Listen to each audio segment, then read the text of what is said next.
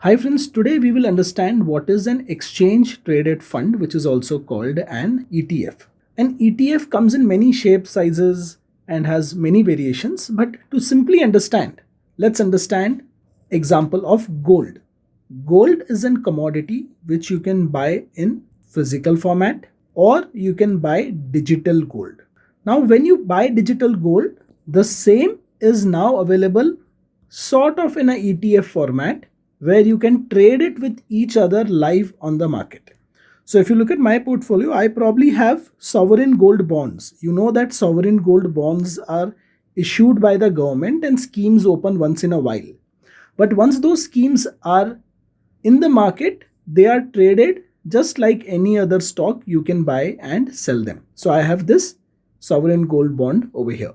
What is the benefit of buying SGB over here? Apart from some price benefit which I was getting in the short term, the price of this was much lesser than what its actual value was. So if I hold it till maturity, which is 2029 Feb, I will get a premium.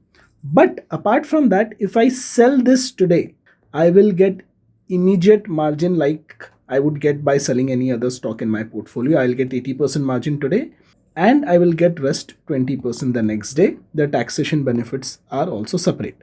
Similarly, there are liquid Bs, which is basically instead of putting money in a liquid fund in mutual fund format, you can just buy liquid Bs, or to track the bank nifty, you can buy bank Bs.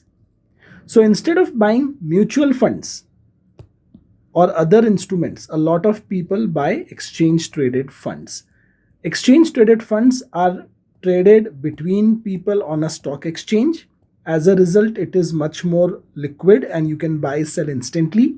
For a mutual fund, you know that you have to wait for certain cutoff times and you have to trade it, or the pricing is refreshed once a day. ETF has live pricing based on how the market is doing. So if I am to buy, say, a bank nifty ETF, you can see bank Bs is an option over here. It has a certain price. I can buy and sell it like any other stock very easily. If I go and buy, say, a banking mutual fund, it will be slightly expensive.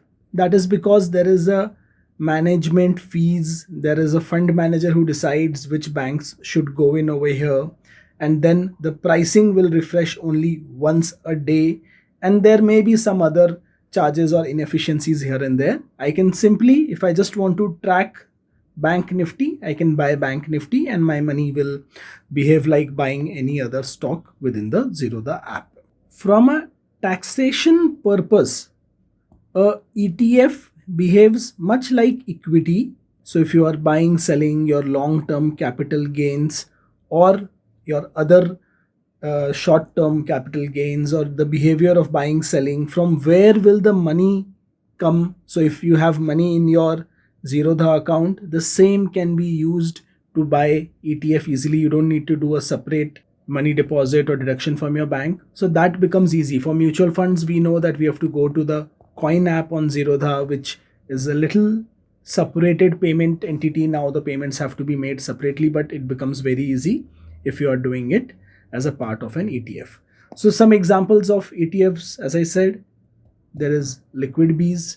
So liquid Bs, bank Bs, liquid Bs. There is something called an IT for tracking IT stocks.